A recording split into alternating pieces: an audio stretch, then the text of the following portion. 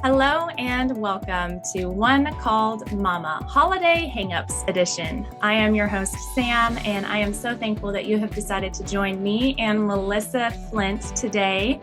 Melissa was on the show in season 3, episode 2, talking about motherhood as a ministry, and it was such a lovely episode, one that I think was just so good. Everything was so practical and so needed. As a mom, when we're home with the kids, it can all just feel so mundane and feel so, sometimes it just feels pointless. And we're just thinking, what are we doing? And you're spinning your wheels, but really it has so much significance and it really does matter. And so I wanted to have Melissa back to talk about our holiday hangups and the things that distract and the things that take away from what is supposed to be a really special time of the year. And I just really knew that Melissa would give a great perspective on this topic. And so, Melissa, I am so thankful that you are here. How are you today? I'm great and so honored to be with you again. Honor is mine, girl. Oh, thank you. What are some updates for us before we jump in? What are some updates? What have you been doing since we last spoke? You were last on the show. Do you have anything you want to share? Yeah, I'll have to think for a minute on the fly here. Yeah, so God has called me to write a book, and so I'm working on that. He's been giving me a lot of content. And so, yeah, so I'm hoping to get that going and just share wisdom that he's blessed me with other people because man, I have such a heart for the young mama like you that just to encourage you to keep going. You got this, and it's so great. So don't give up. Yeah, no, I love that. And I'm so excited that you're writing the book. When you told me that you were writing one, I was like, oh, this is so good. I can't Oh, wait. I can't wait. thank you. God is good. Yes, he is all the time. So let's jump into this topic. I know that you and I have talked, and I want you to tell me the angle that you want to come at this from because this is your time and your space right now. So when we broached this topic together, what came to your mind? Well, I'll tell you that, and I don't know how it happens for everybody, but I think God uniquely speaks to us in different ways. And for me, it's in the stillness and the quiet of first waking up in the morning. And a lot of times will just be just a little thought that's random, but not so random. And so as I was praying about this, the whisper that I got was prepare him room. And so I kind of like to just go into what I feel like he's spoken to me about that top title. And again, just approaching the holidays with intentionality. Mm. So That's great. Well, let's get into that. Where would you like to start? Because I want yeah. you to take So the lead on this. Yeah, so I took notes and I was just thinking that if we're not careful, the world is such a hustle culture, right? Mhm. And oh man, it's like we're already so frenetic in our homes and all the have tos that you get to the holidays and everybody else has things that they that are fun and they're adding to your calendar. But if we're not careful, I mean, we can just be so busy we miss it. We miss the point. I think you already said that. So my heart was like tips that I could share to help us think about how to intentionally approach it so that our hearts and homes are like they're supposed to be, what God intended. So I thought, okay, we can make room in our schedules and we can make room in our home. And then that in turn makes room in our minds. And so you don't really always think about how the cluttered house or the cluttered calendar can affect our mindset, but it very much does. And even when I was getting ready for this today, I thought of something like used to as a young mom, and I'd be trying to get all the kids ready for church, right? Tell me if you can relate. And so you're like doing all the things, you get yourself ready, you get them all ready with all the hair and the clothes and all the things, and get them in the car and buckle up. And do we have shoes? And do we have a diaper bag and Bibles and like all the things? And I would find myself like, oh, all that, hurry up, barking at them. Mhm. And I know I'm not the only one that you go to church and you're just like, oh, because the enemy's been working and you're grouchy on the way there. And from a personal standpoint, I would find that it became a pattern. You finally get everybody in the car, and I would be like, I'm so sorry to my kids, because mama was grouchy, but, she was trying to get everything, we're trying to get there so we're not late. And one day I got in the car, and my daughter, she goes, Mom, and she was little. She goes, aren't you going to say you're sorry now?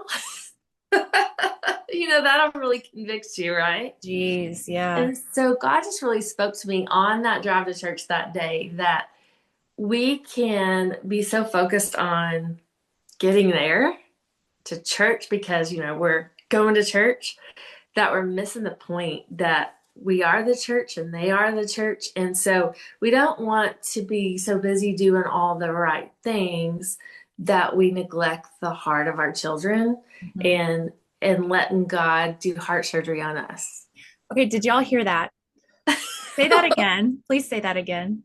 Oh, I don't know what I We don't want to said. be so focused on all of the things that Yeah. We're we missing neglect part the of, heart of our children. or letting him do heart surgery on On us. us. Okay, if that's Mhm. our only takeaway today. My gosh.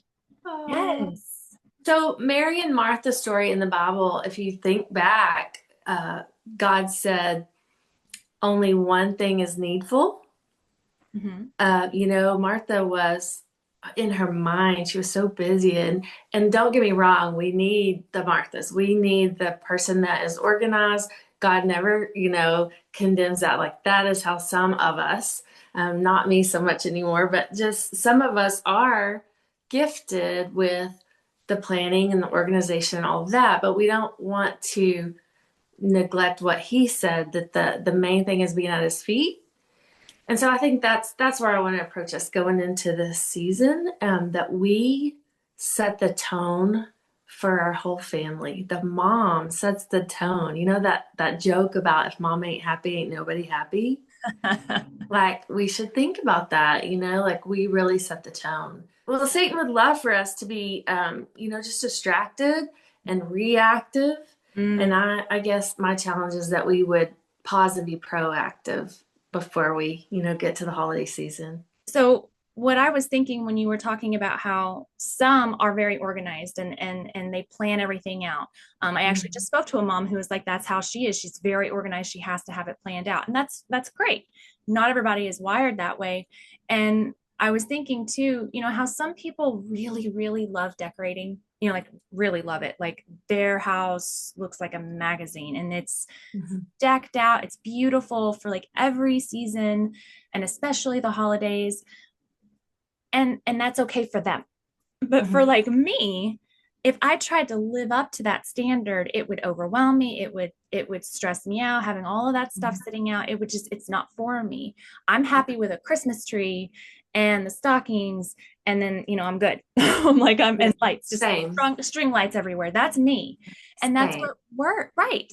So if we're trying to meet this expectation, it's what works for us, what brings us joy and allows us Mhm. to like be joyful, because if the other things That's it. don't, then get rid of them.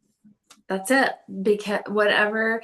Okay, so don't look at Pinterest, right? It's like, because we can get, that's a trap, right? Because we think, well, everything's so honestly overdone at times, if you look, yeah, stay at a Hobby Lobby, right? But I am the same way. Like, I don't know, maybe it's the way I grew up.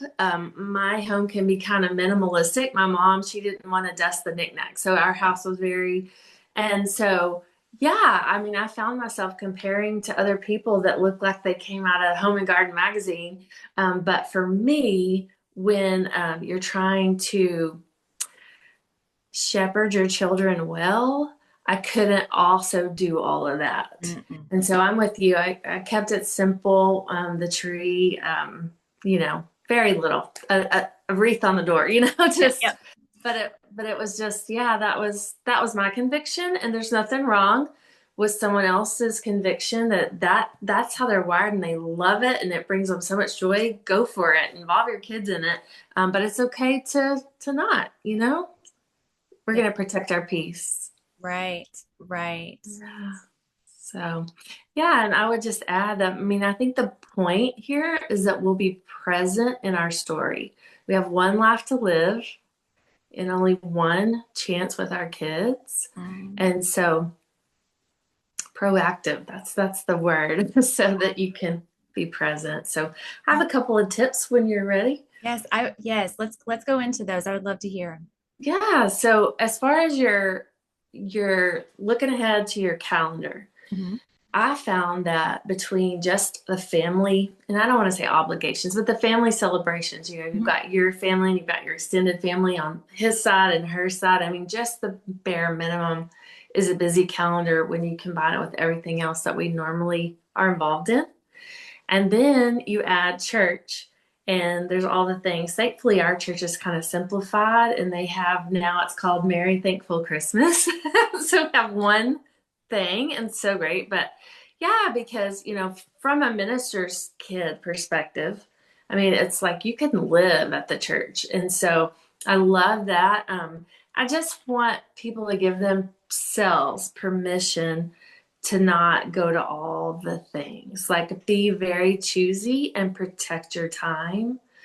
Because, like the story I told you at the beginning, where I was rushing the kids in the car and being grouchy all the time, that's what we don't want to get to, is where we miss it and leave a bad taste in our kids' mouths because we're rushing and rushing and rushing. And I just don't think that's what God has for us. No, it's not about how often do we hear this, but it's not about the destination, it's about getting there and just Mm. the truth in that, so that it really is just about, okay, if we're really preparing him room, how can we prepare him room in this moment? Well, it's not having short tempers and being frustrated. That doesn't leave him room. It's how are we going to be kind and patient and have grace and still get where we're going? We're still going to get there. It's just finding a way to get there without allowing it to stress us out, because that's so Yeah. relatable what you're saying.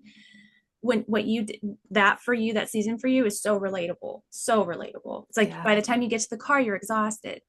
But can I give you a cup of grace too? Because Yes. you are gonna mess up. I Yes. remember saying to God, like, why didn't you totally sanctify me before you gave me these kids? Because I'm messing them up. And I had a wise mama tell me in that season, like, okay, I'm gonna just let you know. She said, my counselor told me you are gonna mess your kids up. I mean, there is sin, right? Yeah. So let's put a spin on that, and that when we do mess up, it is also another opportunity to educate our children on how we respond, Mhm. and that we truly apologize, because they're gonna make mistakes later and need that modeled on how to reconcile relationship. Um, but if we can prevent some of the strife, that's a good thing Yes. Yeah. too. Yeah. And I think what you're saying is healthy perspective, regardless of if you failed in that moment, or if you know, approached it the way you hope to approach it every single time. If you find yourself either situation, you have the perspective that, okay, if I made a bad choice here, I own up to it, and they see redemption, they see grace. And Mhm. then if I did do it, the way I was like, yay, I did it right, I was patient, and but then just understanding that also too is it's wonderful, and be happy, but Mhm. like you said, it's gonna Life is happen. Yeah, life is messy, relationships are Mm. messy. And so we pray without ceasing, Yeah. and just, again, I think I just want us to allow ourselves time to intentionally think about things. Like, for instance, if you want your kids to have a special memory of holidays, what are you going to put in place Mhm. so that they have those memories later on? I was reminded of my husband's grandmother. She always told us, she said, guys, the kids will not remember what you bought them, but they will remember how you made them feel. Mm. And so, what are you going to intentionally put in your calendar? What traditions are you as a family going to have? And also politely decline Yes. if you're going to make it special. I don't know how to word that, Yeah. but Yeah, absolutely. yeah. And so another practical tip, if we can go into the gifts. Mm-hmm. Yes. So I found that no matter how I tried to politely ask family to like not go overboard, Mhm. like again, I tried to keep it simple with the whole gift giving experience because I think it's wise. Well, I think this is probably some more of my mother-in-law's wisdom, but she was like, you want to start like you intend to finish. So Mm, if you were like giving your kids this like a huge amount of gifts, they're going to have that expectation. yeah. And, how many times are they happy with the simple box instead of what was in the box? I remember specifically buying my daughter a little plastic shopping cart, Yeah. and she was happy using our laundry basket and pushing it, and so we love them and they love them and we all want to do that. But all that stuff comes into your home, right? And so I always, for whatever reason, I guess I just start to feel a little claustrophobic. We would go through and clean out closets and toys and donate things before that season came about Yeah. because just the sheer volume of things can be overwhelming for us and for them, to be honest. If they have a cluttered room, where do they start? What do they play with, right? Yeah. That is really, and it's funny because I was thinking it and you were saying it. Because that's so true. Like just the experiences, not the things. Because, for a lot of families, I feel like right now it's also just financially not feasible. And Absolutely. it's again an expectation for it to be a certain way. But here's what I'll share. And it's just like for help reasons. Like Yeah. we weren't able to do like extravagant gifts for the kids last year, but it was the biggest we'd ever done it. And so I'm Yeah. glad you said like set the expectation, you Mhm. know, because they're going to expect it every single year. So that was Yeah. very helpful for me just now. But what we did around that was we had all the lights on for Mhm. the morning right before they woke Mhm. up. We had all the lights on. We had Christmas music playing. I had cinnamon rolls. I Yeah. had made See cinnamon that? rolls and coffee, and I had Yes. their milk ready. And we had a Mhm. pallet on the floor with their gifts around it, around the tree. And so Yeah. we sat in there on the floor and opened the gifts. And then we had cinnamon rolls, and then we played all day long. Yeah. And that was an experience. It could have Mhm. been they had two gifts and they would have been over the moon excited Mhm. because it was the experience of wow, they Mhm. walked in and the lights were on and there was music playing and it Mhm. smelled amazing because there were cinnamon rolls in the oven. And it was like, Mhm. that was what was important. And like you said Mhm. too, they were getting stuck and hung up on just the first gift they got. And they wouldn't have even cared if they had anything else. You know Yeah. what I mean? So it's Yes. just those kinds of things. How can you make it special? Yeah, and what you just said, I would like to talk to the mom and say, give yourself grace if they're not homemade cinnamon rolls. Oh, yes. They Yes. can. I mean, because Yes. that's another thing that we do, don't we? Like our imagination is like, oh, everything's perfectly set and the table and it's gonna look this way. And I could be my own worst enemy Mhm. for trying to live up to the expectation that I had up here Yes. of what special look like. But if we could go back and put ourselves in the kids' place of childlike wonder, they're so happy with the simple and the lights, like you Mhm. said, the cocoa, whatever, whatever Yes. that looks like. And it's like just take what you see and replace with what you can do. Like, Mhm. okay, you see something or hear something and it's like a picture on Pinterest. Well, okay, take the things you know out of that picture that you like or that speaks to you and make that happen if you want to. Or take what I just shared. And like you said, if you don't want to make the cinnamon rolls, just buy Pillsbury cinnamon rolls because Yes. then your kids are going to imprint on those and be like, oh man, those are what Well, we had every Christmas morning and they were yeah. amazing. And they're going to grow up loving Pillsbury Yeah. cinnamon rolls. I mean, who cares? It's just, Who cares? Because what I found was if it took me forever to roll out and make these cinnamon rolls, and then we eat it in 30 minutes, whatever, uh, I'm exhausted. And so for me to be present and really enjoy my children and get in the floor with them, play whatever, I didn't need to spend hours making those homemade cinnamon rolls. no. And see, I did this for their birthday. Like I make it a very big effort to make their birthday special. We celebrate them on the same day. They're only 4 days apart. So Oh, right now wow. I can get away with celebrating them on the same day at the same party. And so I love to make their birthday cakes. That's really important to me. And I love making them special. Like I made a truck shaped one and a snail one Oh, last wow. year. And it was very ambitious. And I was like, I don't want to do that again this year. Once is enough. Lesson learned. But I was sitting here and we have a lot going on, and I'm just like, I do not have it in me to make these cakes. Like, I just don't even want to do it. And so I got online, I ordered the cakes. Not only did I order them, I had them delivered. And not only were they delivered to my door, but those babies were on sale. Do you know how Yay. happy I was? Like, I Yes. was so happy. The moment I hit confirm and I ordered those cakes, I just felt this immediate release. Breathe. I breathed and it was And so yeah, good. we as mamas, I'm telling you, we hold our breath because we think it's all got to be perfect. And that's not the point. Yeah, I found myself in my season recently going, oh, I live out in the, way out in the country. Should I do Instacart and pay for the, whatever? And by the time that I mean, it wasn't that much more with what I would have spent in fuel and time, but I'm telling you, it was like, it was a gift to myself. Like I am worth it. And so maybe, thinking of it as protecting your peace, your sanity, Mhm. it's worth it because then you show up kinder. And my husband, I mean, I remember a time when I frenetically thought I had to clean everything before he got home and Mm. have dinner ready and all this stuff, what a godly wife looks like. And I read this article and I read it to him and he confirmed it. He's like, I would rather have a happy wife than that home cooked meal and that clean house. It's really, again, remembering that the mom sets the tone, Mhm. the atmosphere of her home.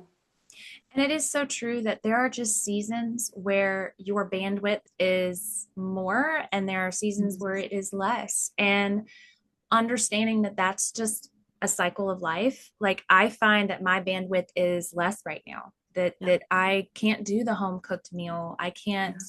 I just don't have it in me, And it's Mhm. maybe it's because we're coming towards the end of the year, and it's been a really busy year. It could be that it doesn't matter really. It's just whatever your space you're in it. Mhm. And Mhm. until you can, if you find that you can do more later, great. But right now, this is like all you have of yourself in a day. And someone I was watching something, I don't even know who it was, but they had a chronic illness where they literally only could do so much in a day because they were exhausted. Like it was a fatigue that Yeah. they could not physically do more. And they knew to the minute, to the hour how much they could do. And they had to plan their day according to that. And I Yeah. think that to a degree, that's us too. We only Yeah. have so much of ourselves that we can give. Yeah, physically and mentally. Mm-hmm. It's really wise to think of it that way Yeah. and give your best where it matters most, you Yeah, know, at the absolutely. superfluous things that really in the whole eternity perspective versus temporal doesn't matter, Yes. some of that stuff just does not matter. Yeah. Yeah. Yeah. Bake the canned cinnamon rolls, ladies. Bake the canned cinnamon rolls. Buy We're the gonna, cake. Buy the we're cake. Don't make it. gonna.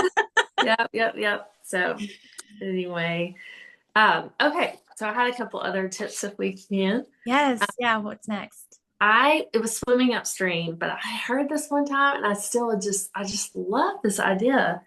But to focus on Christ's birthday at Christmas, if in an ideal world that I got to pick, I would rather we give our loved ones gifts at Thanksgiving when we're thankful for Mm. them. And so then at Christmas, it's Jesus's birthday, and we just get to focus on the reason for the season. That was swimming upstream because our family, extended family, they were raised in their traditions. But what I could do is, like, for instance, now that I do have a business, I can do my customer appreciation gifts before Christmas. Mhm. Like another time, that's one intentional piece that I can take away from the busyness of the season that's already there, Right. if that makes sense. Yes. Um, And then as far as back to, if we can tiptoe back to gift giving, Yeah. my sister, I don't know where she learned it, probably somewhere online, but they do three gifts. They do like something you can wear, something you can read, and I think something that they picked. Like they keep it very simple. Mm. Um, I heard it, I say it jokingly, not disrespectfully in any means, but I heard it, if three gifts were good enough for Jesus, it's good enough for the kids, gold, frankincense, and myrrh. I mean, I'm just like encouraging everybody just to, again, keep it simple and not Yeah. take out the comparison of what the Mhm. world does. Mhm. Because, again, your kids would rather, they truly would rather have you in a sweet relationship than all the stuff. So there's that. And then I was thinking if you have to host it, if you're the one that has to host the party, and I kind of hope you aren't, because if you have littles, that's a lot already. But if you are, I think it's wise to prepare as much as you can ahead of time. Like, okay, so is it crazy to like cook the turkey before and like warm it, or have the pies made before, or go ahead before and have the potatoes ready, so you just have to heat them and make the mashed potato, whatever it is, like. And then I think sometimes we have to humble ourselves and delegate to other family members. Like if I'm hosting, I think, I should do it all. Well, that's just not practical. Yeah. Again, if you're going to be a sweet mama, and then maybe like, for instance, my mother-in-law and my son-in-law, they love to cook.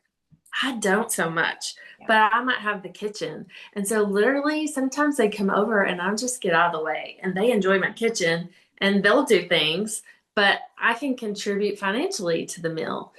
So just again, managing expectations of what it doesn't have to look like, what, that little voice in your head tells you it should. Yes. Yeah. I definitely I just love what you're saying. And see, this goes back to you, Melissa, just have such a heart for serving.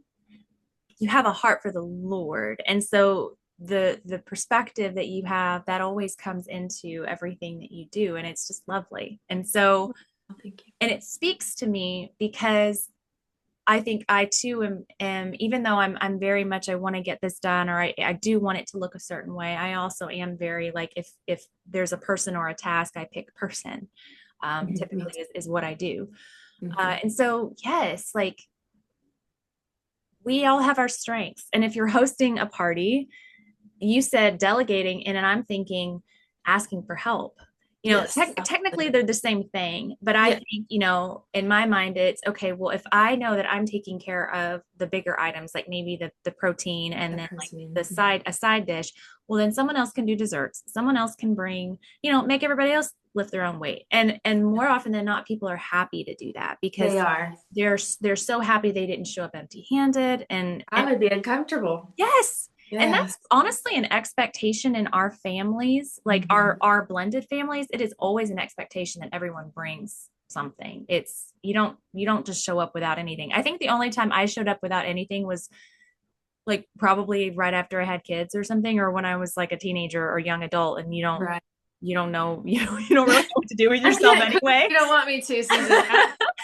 So yeah, I think it's just such a good reminder. This is such a good reminder of what are your strengths? What do you enjoy?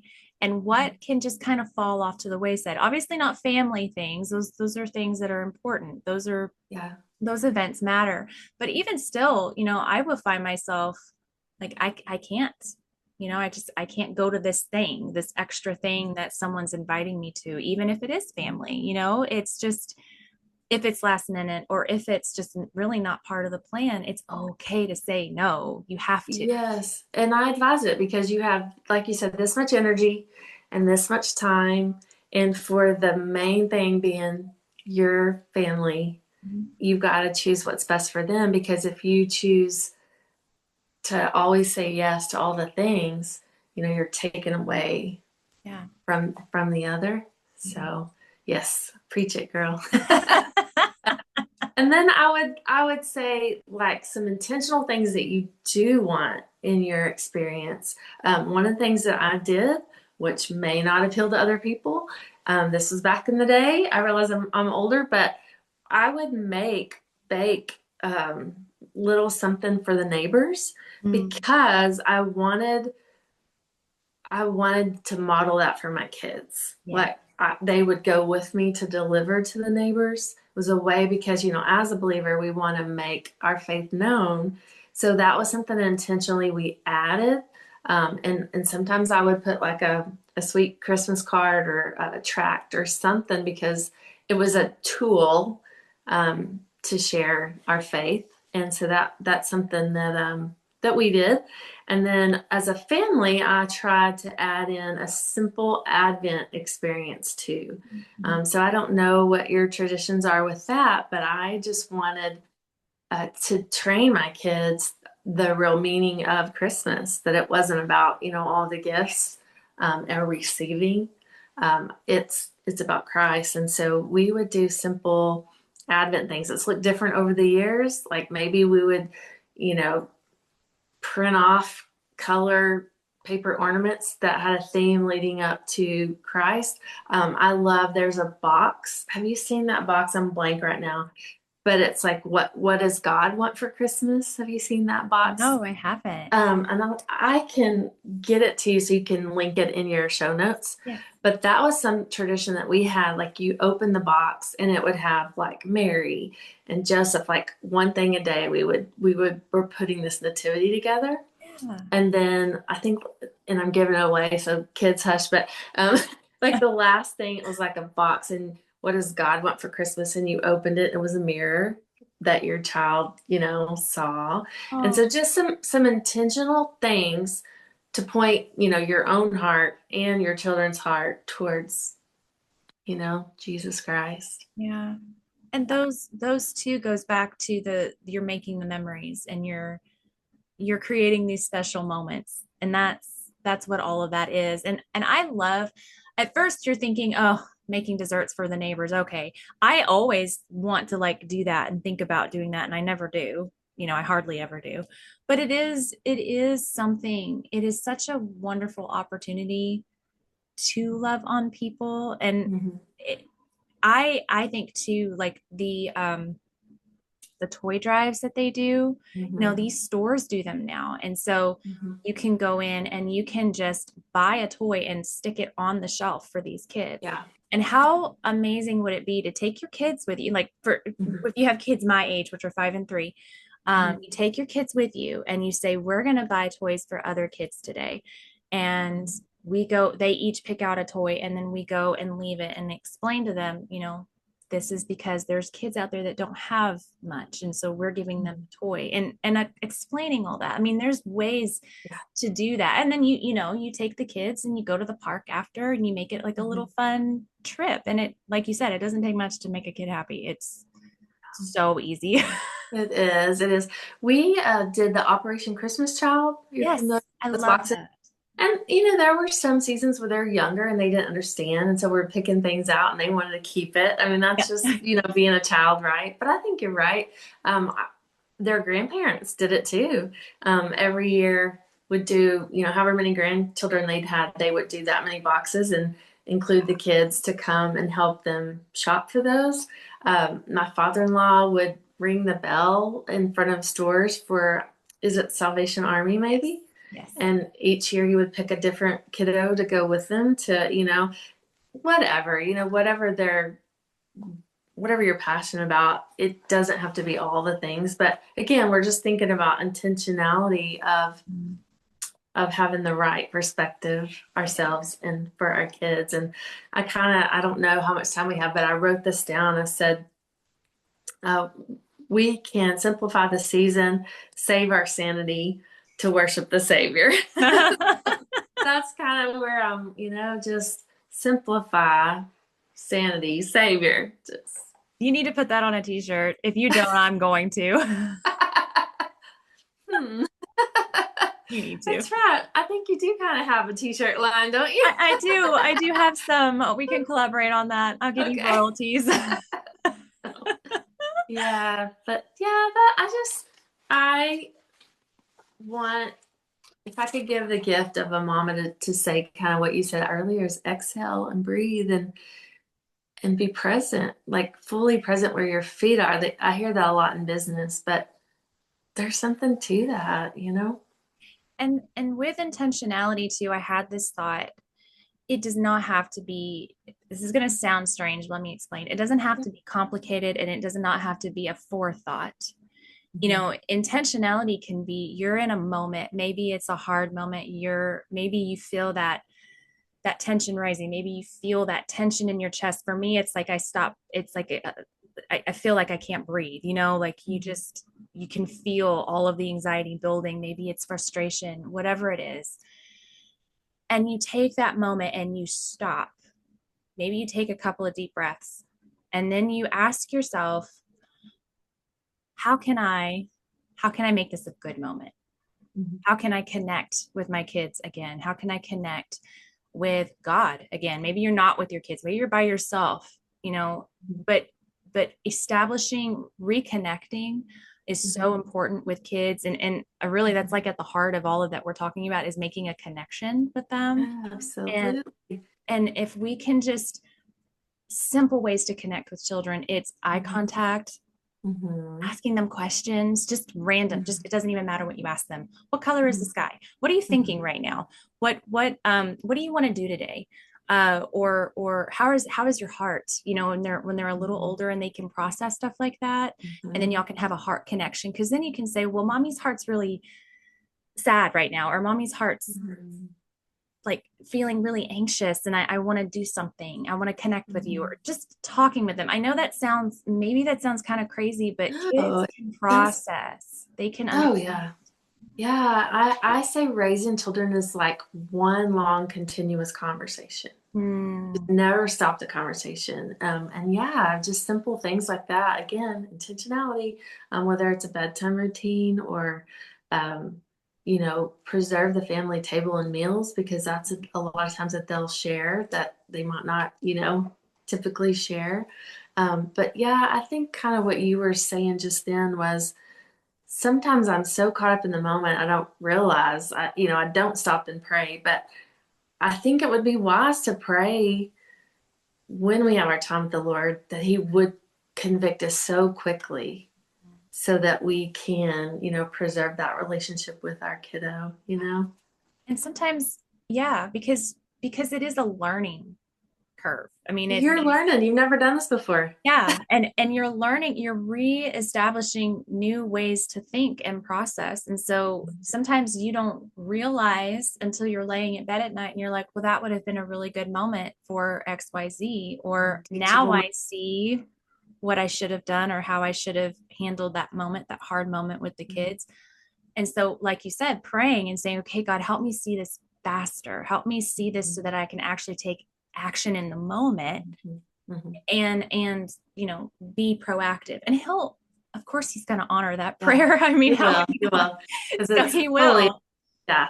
And He gives new mercies every morning, Yes, His faithfulness. And oh, I just want y'all to give yourself grace that yes, please hear that. We all need more grace for ourselves. yeah, because man, I get it. We are so hard on ourselves, and really, even at my age, He's still teaching me that He cares more about my heart, and He sees my desire to do it well, you know. I've been really, so I'll have the way that God kind of sometimes speaks to me. It's, I'll just have these thoughts, and a Mhm. lot of times, because I'm going, I won't notice them, and then I'll start realizing I'm having this thought a lot. And lately it's been the passage of the Bible about love. I think it's First Corinthians. Love is patient, love is kind, it is not Mhm. easily angered, it keeps no records of wrong. And I'm thinking about, the kids, of course, and my husband, and how we show love to the world. And Mhm. I've just been really focused on that passage and just reading it. And the one that stops me is well, really a lot of it, but it Yeah. is not easily angered. And Mhm. and that is a struggle for me, to be easily angered. And I just think, Christ was the perfect example of love. And and he had so many occasions to lash out or just shut people down, and he did the fair, he did have those moments, right, rightfully so, but he, in his great love, does not give us what we deserve in the moment, which, our sin. And I don't know where I'm going with this, but I just feel like it's so important for some reason that love, if we really want to understand how our behavior should look, if we go to that passage, for me, it's just been, well, is my behavior loving? And this is just very plainly laid out. Well, love is not easily angered. Am I angry right now? Okay, well then how can I de-escalate? What needs to happen? I don't know. I just felt like that was important. Yeah, it is. And I would say that nothing is possible without God, but all things are possible with Him. And so the only way we're able to be the loving, sweet, kind mama is because His Holy Spirit dwells within us. And remembering that, and drawing from that, like you said, just prayer, because I mean, that's our desire, but we can't do it on our own. Yeah. But I don't know. You made me think of so many things. I've heard wisdom about when there's a situation where we're irritated with our child, and we may have talked about this last time, but the timeout is for the mama. It's not for the kid. The timeout is for the mama, for you.